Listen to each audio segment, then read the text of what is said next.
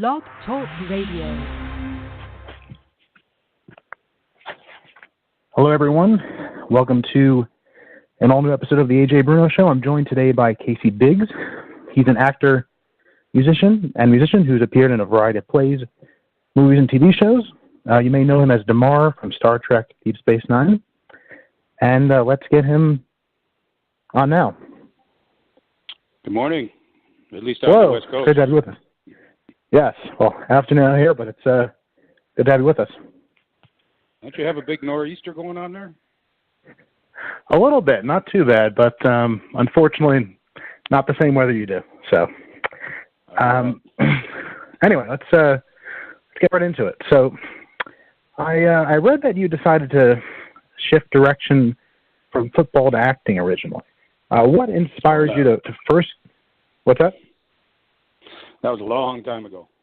Long time ago. Well, I was wondering what inspired you to first get into that, and what was the experience getting started in acting and theater like?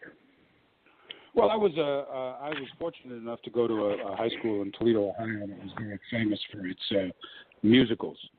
And I played football the first 3 years I was there, and I realized I was never going to be a professional football player. And I could sing, and I got fortunate. I got cast in all the leads of the shows there, and I just felt right at home backstage. And there were some wonderful mentors that I had in Toledo who saw some talent, and they guided me and said, if you really want to be a professional, you should really get training, and these are the schools to go to. And I got into them, and I decided to go to Juilliard in New York, which is sort of started the whole ballgame there. Mm-hmm. And how was going there? Would you have any advice for someone who wants to get into acting but might have not had the same experience of that sort of training that you did? Well, yeah. I mean, you can't. The thing about acting is a craft, just like being a carpenter is a craft. I mean, I can, I taught for 10 years at the master's program at the New School for Drama in New York City. And, if you came there, in order to get in there, you had to have talent. And I can't give you talent. I can sculpt your craft. And that's what happened when I was at Juilliard. I went there when I was 18. So we're at a high school. But in any passion or any kind of work you do, you have to, I mean, if you're, like I said, if you are a carpenter, you have to know how to pound a nail, or otherwise you're not going to be able to build a house. And that's the same exact thing with acting, which sort of like, it makes me chuckle every time like an NBA basketball player decides they're going to go be an actor. If I say, well, I'm going to go play in the NBA tomorrow, it's just not as easy as one would think it would be. And it's very, very, very competitive, and you have to be good with rejection, and you have to follow your bliss. Now, if your bliss is the thing that makes you deeply happy, it's the thing that, if it's acting or if it's cooking or if it's anything, I truly believe if you follow your bliss, you will always be living the life you should be living, no matter what that is. But there's all kinds of training to be had out there. As a matter of fact, I'm starting up a master's acting class in April out here for people. Well, so you're going to be balancing that, and you're still teaching in New York, or not anymore? No, I am plugged from that because I'm now heading up a performing arts center out here in California, the building of a brand new performing arts center. So I have to be here all the time. Sure. I don't really miss New York all that much anymore, but I miss being in the studio and working a bit. Mm-hmm. But I have I'm here in the middle of Central California. I'm still working my craft. I have a movie that I wrote and starred in, which is premiering at the San Luis Obispo Film Festival just this Thursday, actually. Oh, wow. And so how has it been doing theater in all these various cities you've worked in, and how does that compare to working in film and TV? Oh, it couldn't have been better. I mean, talk about learning how to do what you do. I was in John Houseman's company, the acting company, which is a classical repertory company, for 2 years. And we traveled the entire country in Europe doing 3-4 plays a year. And you played places, sometimes there were 6,000 seats and sometimes there were 200 seats. So you really learn your craft there. Plus you had world-class directors and designers and all of that. And so it was an amazing experience. One I fear that you can't really have too much in this country anymore because they don't have repertory companies all that much. The acting company is still around, but it's smaller and it has a shorter playing span. We played 9-10 months a year, and as an actor, you couldn't ask for anything more.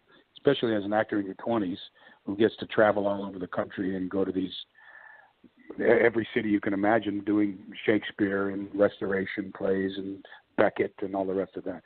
I mean, as an actor, it's much more satisfying to be on stage than it is in front of a camera because the camera is not an actor's medium. The camera is a editor's medium more than anything else. Right.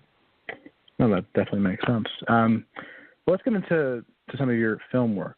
You were in Broken Arrow, which I thought was a pretty fantastic movie. What was it like working in that film? Yeah, and do you have any interesting stories you can share about it? Well, what I liked about that, it was a John Woo movie. Now, for people who know John Woo movies, you know what I'm talking about. They're like bullet ballets. And here, you know, it was John Travolta, and he had a crew of bad guys, and I was, you know, one of the bad guys. I was the helicopter pilot. But what was funny about that is I auditioned for that 3 months before we started shooting for a totally different part. And I got a call, and they said, "Oh, we want to hire you for this part," which I didn't even know what it was. And I said, "Yeah, sure, I'll do it." So we spent 6 weeks out in the desert in Arizona at Lake Powell. At least that's where I did all my shooting. But the fun story about that one is I had the very, very, very last shot of the entire shoot, which was about a 3-month shoot. And it was my death scene in the helicopter. So I finished all my shooting in Lake Powell, and then weeks later, I got a call to come into Paramount Studios in L.A. and to shoot that scene. So I walk in there, and there's literally a helicopter suspended up in the studio. And I get in there, and they put all these squibs on. These squibs are, you know, they look like blood comes shooting out when you get killed. And the first assistant director came up to me and said, "Casey, this is the last shot here now, and you know, we can't really screw it up because it would take another 4 hours to set it up." And everybody was like ready to go have a party and all that. And in that shot, I had a guy shooting up below me. And then I had to, my chest sort of explodes, and I have to fall in the exact right place for the camera to get what the camera wanted. And so I go from being very sort of confident and happy about it to being, oh my God, now I'm nervous. Now I'm going to screw this whole shot up. We're going to have to do the whole thing over again because it was the last shot. But we did it. We shot it, and boom, it happened, and I landed right at exactly the right place, and it was done. But that was the only thing that made me nervous about the whole thing. And all the guys were great. Travolta was great. That was Howie Long's very first movie. They were trying to turn Howie Long into an action star. It didn't really work, but he's making more money on doing his football stuff anyway. So, right. But it was a great experience. Oh, that's fantastic. And I also played Kevin Costner's brother in a really good film called Dragonfly, which was a neat film. The past year I've done 3 films. The one that I'm premiering this week, which is called The Heart of Paradise, that I did a wonderful film called Sweet Parents, which is premiering in LA actually in April, and it won a bunch of competitions and film festivals. And the interesting story about that is it was written by one of my students at the school, who came to me years ago and said, "I've got the script, I'd like you to be in it." And I said, "Well, call me when you get the money." Well, he got the money, he called me, and we shot it, and it turned out really beautifully. Very proud of him. He wrote it, he directed it, and he was one of the stars of it. And then another one I did called Half Brother, which was really a terrific film that won some awards. These are independent films. And those are the most fun to do. I mean, you don't make a whole heck of a lot of money, but they're passion projects, and those are the ones I like to do. No, I've heard some other people say those are some of the best films to work on too. You were also in the Pelican Brief. What was that like? That was neat. I had a few scenes in that, And, you know, it was the thing that I thought it was neat was that it was when Julia Roberts had just married Lyle Lovett, and he used to come around and set, and I'm a huge Lyle Lovett fan, so that was fun, and it was a great director, and you know the writing was terrific, and we shot actually at the CIA in Washington. But that was a good one. And the cool thing about all these movies you mentioned, they all still play all the time. So I still get residuals. So that's good. No, yeah, I see these movies on a lot. So, well, there's some good films too. So that definitely helps. Yeah. So before I get into Star Trek, you also were in an episode of another big franchise, The X-Files. How would you describe that experience of being on a different legendary show? Well, it was terrific. I mean, that particular episode was a huge production. It was actually one of the few where Duchovny and what's his name, Patrick, were in the same episode. Right. Who took over for him actually in that thing? What was his name? Not Jason Patrick. The guy that was the one of the Terminators. You know what I'm talking about, right? Robert Patrick. So that's it. Yeah. And we shot at we were shooting on these big oil rigs off of Santa Barbara, and it was one of those episodes where the black oil stuff gets in your eyes and all of that. And what was fun about that is the last day that I shot out there, because they had all these extras on the show, these big tattooed, bald-headed bruiser guys and really nice guys. And as most people know or don't know, making film movies is most about hurry up and wait. You just sit around and then you know, it's like one of the great actors said, I act for free. They pay me to wait. But anyway, that one of the last nights, one of the guys said, hey, what are you doing tonight? And I said, well, no. He said, well, listen, I'm bouncing at a bar in Santa Monica. Why don't you come down? So I went down there and sat down there, and very, very long story. It happens to be the night that I met my wife, the woman that I married. Been married for the past 50 years. So that was fun. And that plays all the time, too. You know? It was pretty neat. You get to do a lot of cool things when you get to make film. I did a TV film years ago where I got to ride an elephant and hang out of a helicopter and all that cool stuff. Yeah, which one was that? It was called Running Wild. It was called. It was originally called and I was. You know who my co-star was in that was. He was the other guy on Miami Vice. So it was a whole heck of a lot of fun. Wow. Philip Thomas, his name was. Philip Thomas. Oh wow. Yeah. I'll have to keep an eye out for that one. We got the great friends. Well, I tell you, I was literally 22 years old when I did that. A good way to start.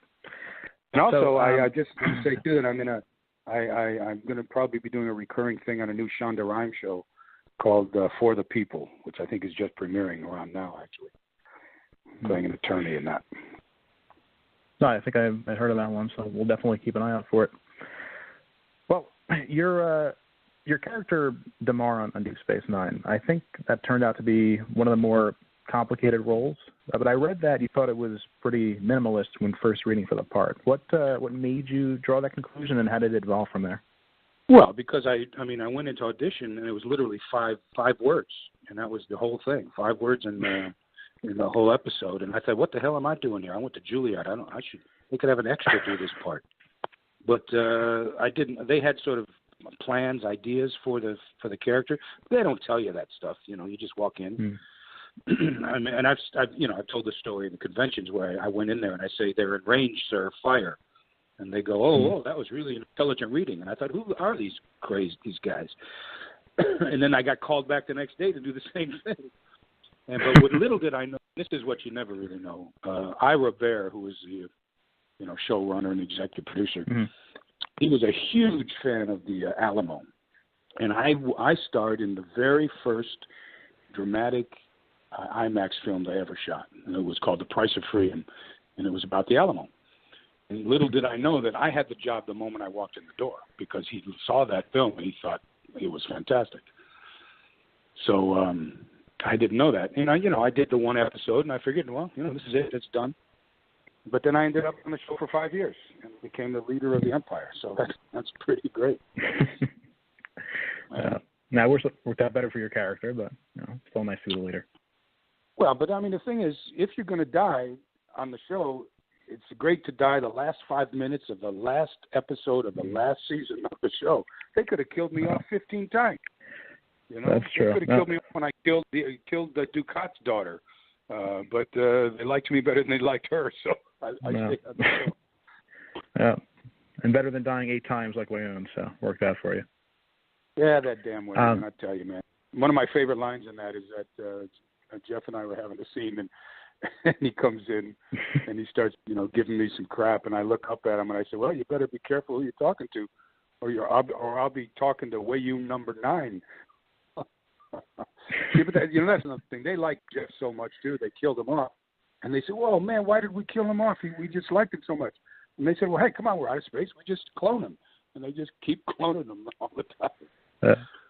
And then one of my other favorite lines, and that is that when I let Worf go, and I look up at him and I said, and Worf kills Wayoon, breaks his neck or something, and I look at him and I said, you should have killed me. There's only one Damar. Jeff keeps coming back. That's funny. I remember that scene. Yeah. So, how did you get inside the head of that character? Did you find yourself sympathizing with him and seeing the story from his perspective the entire time, or did it take until later on? Well, in the very beginning, I didn't have any idea who these people were. And when I'm sitting on the set the first time, and Mark Alimo says, "Don't worry, I'll fill you in." Mark was the iconic Cardassian. He was like the epitome of a Cardassian.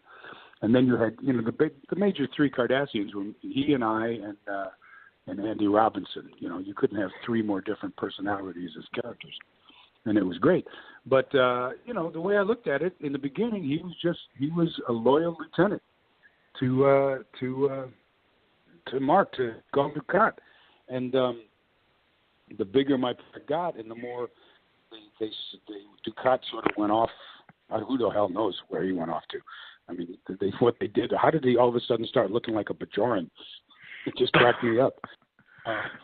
And anyway, I got it got more and more intense, and they had this whole founders and this thing with Jeff and I. He was like running him, and then I love that episode where I just said enough is enough. I'm out of here, and then I turned into a rebel. So that's what I really liked. But it was a huge arc. I mean, even in the end there, they gave. I even got a sense of humor, which was nice. No, I saw that. That was definitely great. There's some characters that are recurring that you forget about, but yours is one of the more memorable ones. So. Yeah, I tell you, that's because Ira loved what he called his repertory company. Mark and Andy and Jeff and I and all these recurring characters that they I mean, if you look at season 6 or 5 or 6 where we take over the space station, I mean, it was like our show. All those other guys, they were off in some little pod somewhere. We were running the thing. We had this great 6-show arc. And another funny thing I thought was, because the thing about roles like ours, because you never know how many episodes you're going to do, right? So you do one, you figure, well, that's the last one I'm going to be on. Well, I got a job at Lincoln Center in a play in New York. And I told Ira about it. He said, "What?" I said, "Yeah, I'm going to do this brand new play in New York." He said, "You're in 13 episodes." I said, "You didn't tell me. As far as I know, I was doing one show, and that was it." So they never really told you that. So the cool thing, they could have just written me out. They flew me back on my days off to do the episodes. That was way cool. And that was the same time, just before that, I was doing 2 series at the same time. Doing one, I think it was called Appearance or something. It took place in post-Civil War. We shot it in Virginia, and then I was doing Star Trek. So 3 days a week I was riding a horse, and 3 days a week I was in L.A. flying a spaceship. That is an actor's dream. That's a dream, just flying back and forth and doing these 2 shows. It was great. That's pretty awesome. So there were a lot of great performances on the show, but if you had to pick someone besides yourself, is there one person who really stood out for you? Well, that's in our show. It was hard because they were They had such terrific actors on there, and also classically trained actors. I mean, I think, Avery was terrific in his own Avery way, Personally, I think Rene Auberjonois is one of the best actors, working. I'm, huge fan of Jeff Combs, and Alimo was, the great thing about Alimo is he always thought he was the star of the show. So that's what made him so good. Plus, he's your boss. You have to say that. Yeah, and but and then you've got Bob O'Reilly, fantastic actor. J.G. Hertzler, terrific actor. Armin Shimmerman, Max Grodenchik, for Christ's sake, he's brilliant. So just go on and on with that. Where I have to say, I probably couldn't say that about some of the other shows, but that's just me. Right. No, I know you're not a big Enterprise fan, so. I just. I didn't get it, I did one episode, and they talked me into it because they said, it's going to be a great character, and you did the one thing and you never saw him again. But it was just too melodramatic to me in the wrong way, Like our show was melodramatic. All Star Trek is melodrama. Shakespeare's melodrama, because melodrama just means you're dealing with life and death situations. And it has to be really committed to, but that and my wife liked the Next Generation. She rarely ever watched the show that I showed, but I was on. But she was a big fan of Next Generation. Yeah. Were you ever a sci-fi fan, or in particular a Star Trek one, or what sort of content generally draws you in? Well, I was a huge fan of the first series, but I was a kid, in the 60s, and I sort of wanted to be, Kirk, but not now, that's for sure. But I was a big fan of that show, and but the sci-fi that sort of I could buy, stuff that's really outrageous, I never did. When I was young, I read a lot of sci-fi stuff, but I have to say that. I think we just dropped the call there. We'll try to get Casey back on. Okay, well, while we're waiting for that, we had some other issues to get to, so we will hopefully get. There he is. Okay, back on the line. Let's get him live. That's the first time we dropped the call, but yeah. Well, out here in the boonies in California, it gets a little. A little strange. What was I saying? Anything interesting? No. No, you were talking about. Being a fan of the original series, but not so much now. And then. Yeah. I mean, I can't say that I like science. All this science myself now, but it's not the only thing. The only thing that I sort of go for, but. Mm-hmm. And I still the new one. I only watched the first episode, so I'm not quite sure about it yet. Discovery, I guess it's called. It's not. It's doesn't quite match up to some of the other shows, but Jason Ida did great on it. They spend a fortune on that show too. They spend a fortune on that show. They do. But hey, they do. What's great is that it rebrands the franchise, which is great. Mm. It just keeps it going. If it gets more series and movies out of it, that definitely helps. You were recently on Star Trek: The Cruise, which I had the pleasure of meeting you on. Can you take us behind the scenes at something like that? How is an event like this from the perspective of someone who's an invited guest in terms of preparation and the different angle you experience it from? Well, what people don't really realize is that it's really a lot of work. I mean, it's not like, oh, hey, I'm going on a vacation for a week. No, they book you, morning to night usually, and which is, it's fine because I've always felt this way that the fans spend so much money to go to these things, whether it be a convention or the cruise or something like that. I really feel that they deserve attention must be paid. Instead of like you sit there at a signing session, you just keep signing, don't look, don't talk to anybody. I mean, at least me and my friends, that do this, Vaughn Armstrong and, all the Rat Pack guys and all that. I mean, we pay attention. It's like, I think you got to, I like smaller, intimate ones like that. I'm going to Birmingham in October. The last time we were in Birmingham, there were 20,000 fans there. It was huge. I'm going to Germany in April. That's going to be another big one. But I think that, what we do there is, you're contracted. And before you go, you have an entire schedule that they set you up with is, what you're doing in the morning, in the afternoon, in the evenings, that kind of stuff. But I have always found that, that they're treated very well, and the guests, the people who come on the cruise, the fans, they're very respectful and happy to be there. And what I love about it is that you've got 5,000 people of all like-minded. So how can you not have a good time? But whenever you walk out of your room, but there's 5,000-10,000 eyes on you too. I mean, it's very. I found it. I had a good time. I'm glad I did it, and they've already contracted me for next year again. So I'll be doing that. No, I heard about that. That's great. So, sorry, were you saying something or? No, I'm waiting. Okay. Well, I was gonna ask. You've been asked a lot of Star Trek questions, obviously, over the years. Any of these events, are there questions that come up so often that it kind of gets a little tiring at some point? Oh, yeah. So, the usual, how long does the makeup take and that kind of stuff. But it's easy to turn that around to talk about why. I mean, I'm always fascinated by why people like the show so much. Why do they do this? Why do you spend money to go to these things? I was in Italy at one time, and I turned the whole thing around.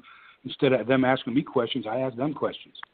And the thing that was interesting is most people come to, at least in Italy, this one, they came because of what the show meant to them, more than just going to see the actors or the celebrities or whatever. They really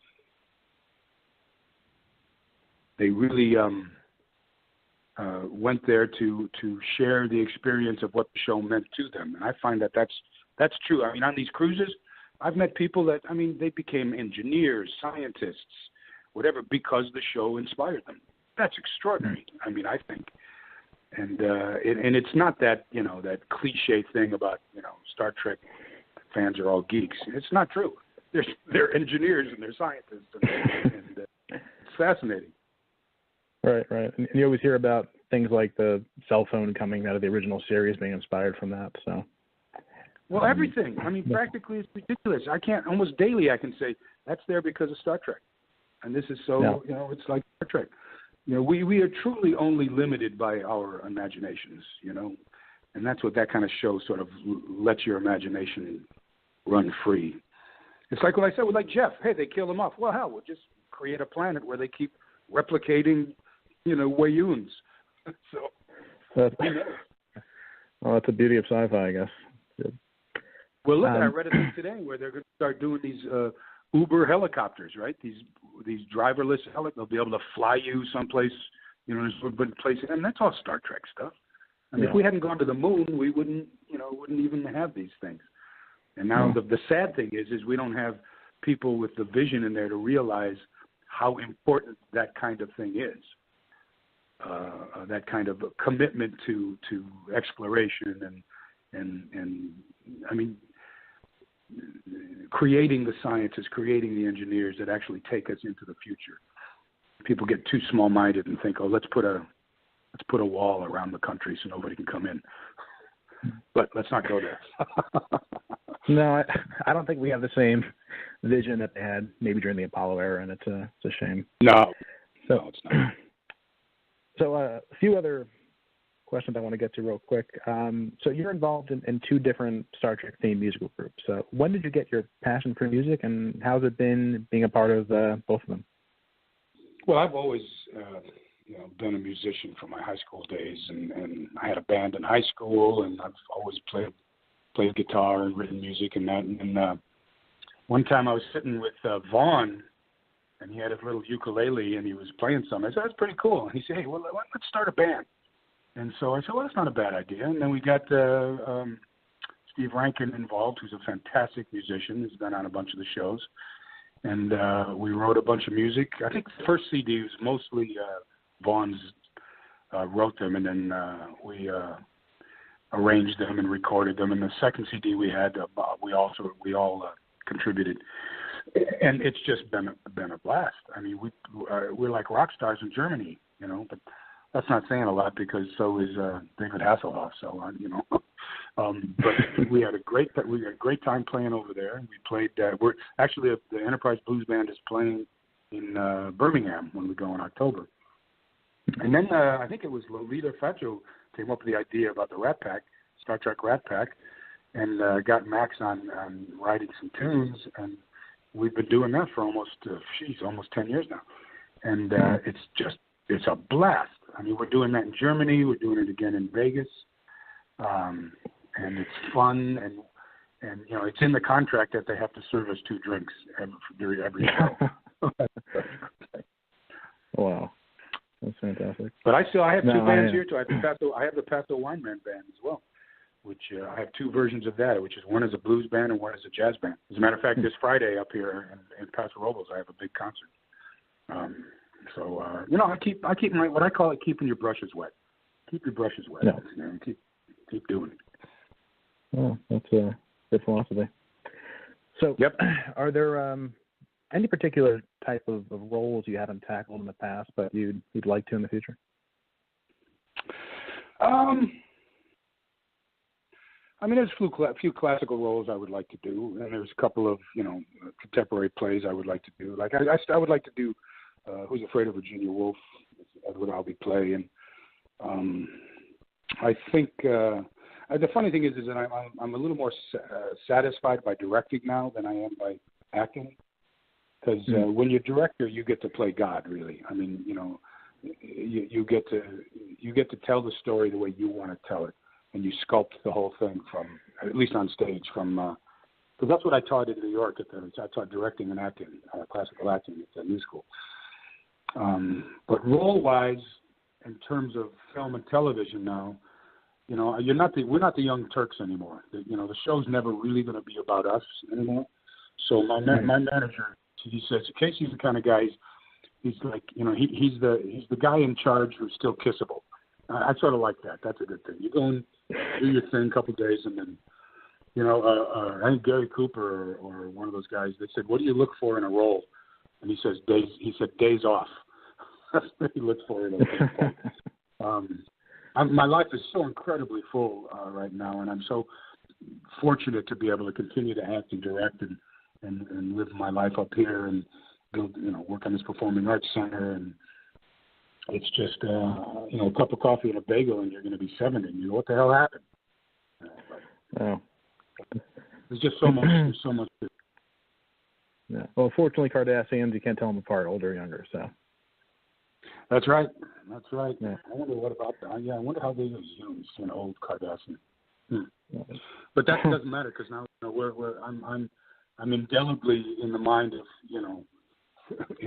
the Star Trek world is that look and that Kardashian. Yeah. It was a good gig. I was very happy to have done it. No, I mean that's really a great role. Yep.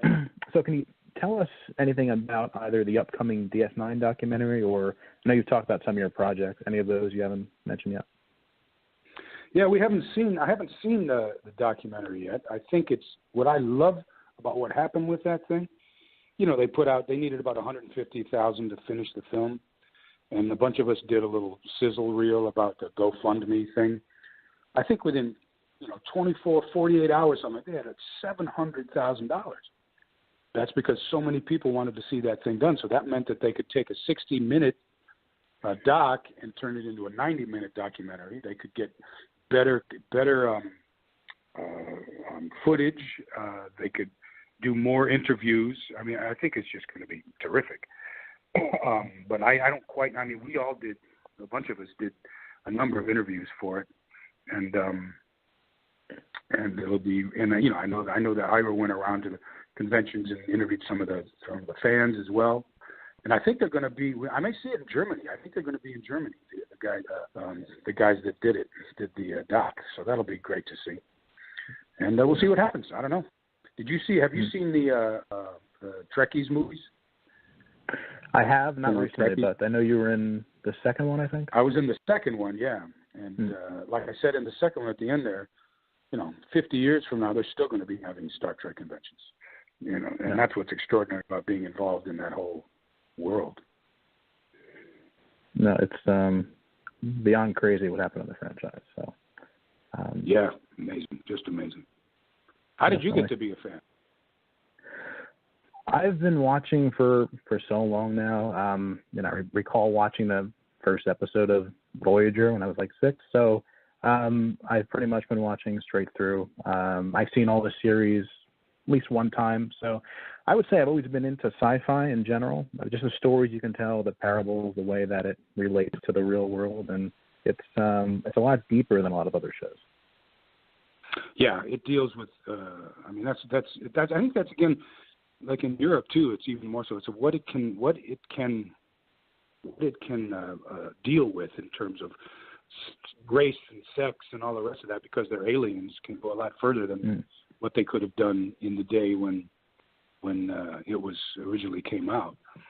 And come on, it's all about inclusion. It's about inclusion, and it's a moral thing. I mean, it's an amazing philosophy that we need to pay more attention to today, I think. No, definitely. I mean, it's an ideal future where the only threat is a possible alien invasion. So. Yeah, and the thing that's bizarre is our show really took off in terms of ratings when the war started. It got big time. That was around, I don't know, season 4 or something like that. The whole war happened, and then it just really got interesting. Because the problem with our show is you had to deal with the fact that it was not a ship going someplace. It was a space station that was in one place. And what happened on that? That was the big difference between our show and the other shows. Yeah. Well, they brought in the Defiance, I guess, to kind of bridge that a little bit. But. Yep. Yeah. But, to find out that's what made a difference. Yeah. There's no drama without conflict, so they have to find the conflict in it wherever it happens to be or may be. So. No, I mean it was a Star Trek show and also a dark war drama, which really, I think that's why some people say it's their favorite. For me, it's close. It's really close, but it's a great show nonetheless. Yeah, and it got to be, and you really got to do some character study stuff in there. I mean, they really got into the people. I mean, the whole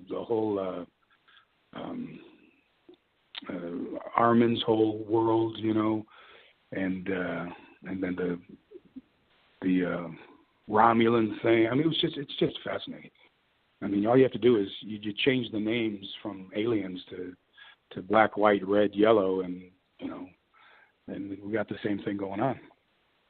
Yeah, no, that's what definitely that's what makes it such a unique show that I guess draws people in. But well, it's been a pleasure having you on the show. Thanks. My pleasure indeed. Yeah, I enjoy being able to talk about this, and it's part of the fabric of who we are now, right? Yeah, hopefully we can be a little bit more like Star Trek, maybe without you working with the Dominion, but besides for that. Yeah, keep that weasel Wayun out of it, Yeah, he's the worst. What a great character that was. Jeff just did such a fabulous job with it, man. No, I finally said to him, I said, "Hey, why don't they? I mean, he played so many characters. Let somebody else get a job, for Christ's sake." They liked him so much, they kept bringing him back as different characters. Guess he was going for Vaughn's record. Yeah. Well, thanks for the chat. Had a good time. Sure, me too. It was a pleasure to speak to you. Thanks a lot. Great. Cheers. Bye. Bye. Well, that was Casey Biggs, actor and musician, and it was really a fantastic talk.